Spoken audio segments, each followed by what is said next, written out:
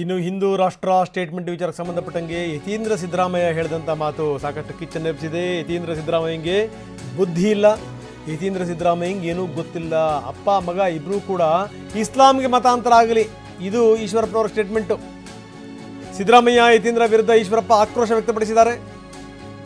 ಅವರಿಗೆ ಮುಸ್ಲಿಮರ ಬಗ್ಗೆ ಇರುವಂಥ ಪ್ರೀತಿ ಬೇರೆಯವರ ಮೇಲಿಲ್ಲ ಅಂತ ಆರೋಪಿಸಿದ್ದಾರೆ. ಒಂದು ಕಡೆ ಸಿದ್ದರಾಮಯ್ಯ, ಇನ್ನೊಂದು ಕಡೆ ಯತೀಂದ್ರ ಸಿದ್ದರಾಮಯ್ಯ. ಸುಮ್ಮನೆ ಇವರಿಬ್ಬರು ಕೂಡ ಮುಸಲ್ಮಾನರಾಗ್ಬಿಟ್ಟು, ಯಾಕೆಂತಂದರೆ ಅವರಿಗೆ ಮುಸಲ್ಮಾನರ ಬಗ್ಗೆ ಇರೋಷ್ಟು ಪ್ರೀತಿ ಗೌರವ ಬೇರೆ ಯಾರ ಬಗ್ಗೆನೂ ಇಲ್ಲ. 10,000 ಕೋಟಿ ಮುಸಲ್ಮಾನರು ಕೊಡ್ತೀವಿ ಅವ್ರ ಅಭಿವೃದ್ಧಿಗೆ ಅಂತ ಹೇಳ್ತಾರೆ. ಹಿಂದುಳಿದವರು ದಲಿತರ ನಾಯಕ ಅಂತ ಸಿದ್ದರಾಮಯ್ಯ ಹೇಳ್ತಾರೆ. 1,000 ಕೋಟಿನೂ ಕೂಡ ಹಿಂದುಳಿದವ್ರಿಗೆ ದಲಿತರಿಗೆ ಕೊಟ್ಟಿಲ್ಲ. ಸುಮ್ಮನೆ ಇವರು ಯತೀಂದ್ರ ಸಿದ್ದರಾಮಯ್ಯನವರು ಅವರು ತಕ್ಷಣ ಮುಸಲ್ಮಾನರಾಗ್ಬಿಡೋದು ಒಳ್ಳೆಯದು. ಪಾಕಿಸ್ತಾನಕ್ಕೆ ಹೋಗ್ಬಿಟ್ಟು ಇಲ್ಲ ಅಂದರೆ ಈ ದೇಶದಲ್ಲಿರೋಂಥ ಮಧುಕೇಶ್ವರ್ ಹೆಗಡೆ ಜೇನು ಕೃಷಿಯಿಂದ ವರ್ಷಕ್ಕೆ 50 ಲಕ್ಷ ಗಳಿಸ್ತಿದ್ದಾರೆ. ನೀವು ಕೂಡ ಅವರಿಂದ ಕಲಿಬೇಕಾ? ಅವ್ರ ಜೊತೆ ವಿಡಿಯೋ ಕಾಲ್ನಲ್ಲಿ ಮಾತಾಡಬೇಕಾ? ಈಗಲೇ ಫ್ರೀಡಮ್ ಆ್ಯಪ್ ಡೌನ್ಲೋಡ್ ಮಾಡಿ. ಯೋಗ್ಯತೆಯೂ ಇಲ್ಲ, ಈ ದೇಶಭಕ್ತಿ ಬಗ್ಗೆನೂ ಅವ್ರಿಗೆ ಗೌರವ ಇಲ್ಲ, ಧರ್ಮದ ಬಗ್ಗೆನೂ ಅವ್ರಿಗೆ ಆಸಕ್ತಿ ಇಲ್ಲ. ಹಾಗಾಗಿ ಸಿದ್ದರಾಮಯ್ಯ ಮತ್ತು ಯತೀಂದ್ರ ಸಿದ್ದರಾಮಯ್ಯನವರು ಮತಾಂತರ ಆಗಿ ಅವರು ಮುಸಲ್ಮಾನರಾಗಲಿ, ಹೋಗಿ ಪಾಕಿಸ್ತಾನದಲ್ಲಿ ಸೇರಿಕೊಳ್ಳಿ ಅನ್ನೋಂಥ ಮಾತನ್ನು ಅವ್ರು ಹೇಳ್ತೀನಿ. ಇನ್ನು ಯತೀಂದ್ರ ಸಿದ್ದರಾಮಯ್ಯ ಕೊಟ್ಟಂಥ ಸ್ಟೇಟ್ಮೆಂಟ್, ಅದಕ್ಕೆ ಸಂಬಂಧಪಟ್ಟಂಗೆ CT ರವಿ ಹೇಳಿದ್ದೇನು ಬನ್ನಿ ನೋಡ. ದೇಶ ಏನಾದರೂ ಹಿಂದೂ ರಾಷ್ಟ್ರ ಆಗ್ಬಿಟ್ರೆ ಅದಕ್ಕಿಂತ ದೊಡ್ಡದಾದ ಅಪಾಯ ಈ ದೇಶಕ್ಕೆ ಯಾವುದೂ ಇಲ್ಲ ಅಂತ.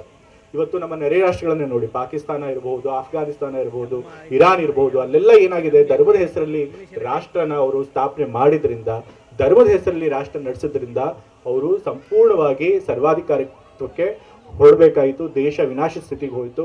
ಮತ್ತೆ ಅಲ್ಲಿನ ಜನರು ತಮ್ಮ ಹಕ್ಕುಗಳನ್ನ ಕಳ್ಕೋಬೇಕಾಯಿತು. ಈಗಿನ ಆಡಳಿತ ಪಕ್ಷದವರಾದಂತಹ BJPಯಿಂದ RSS ಅವರಿಂದ ನಮ್ಮ ದೇಶಕ್ಕೆ ಉಂಟಾಗಿದೆ. ಅವ್ರೇನ್ ಮಾಡ್ತಿದ್ದಾರೆ, ಇವತ್ತು ಮತ್ತೆ ದೇಶನ ಹಿಂದೂ ರಾಷ್ಟ್ರ ಮಾಡಬೇಕು ಅಂತೇಳಿ ಹೊಡ್ತಾ ಇದ್ದಾರೆ.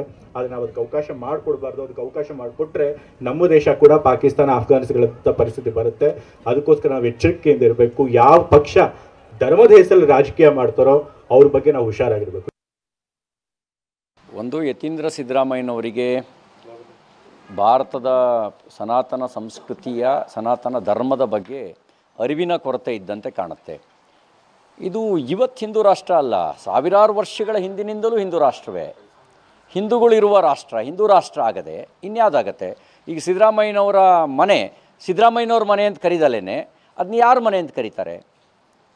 ಈಗ ಅವರು ಊರು ಸಿದ್ದರಾಮಯ್ಯನವ್ರು ಹುಟ್ಟಿರೋ ಊರು ಅಂತ ಕರೀದಲೆ ಯಾರನ್ನ ಯಾವ ಊರು ಅಂತ ಕರೀತಾರೆ?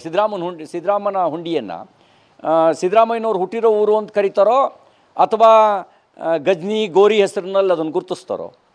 ಹಿಂದೂಗಳೇ ಇರುವ ರಾಷ್ಟ್ರ ಹಿಂದೂ ರಾಷ್ಟ್ರ ಅಲ್ಲದೆ ಇನ್ನೇನು? ಒಂದು ಅರಿವಿನ ಕೊರತೆ ಇದೆ ಅವರಿಗೆ.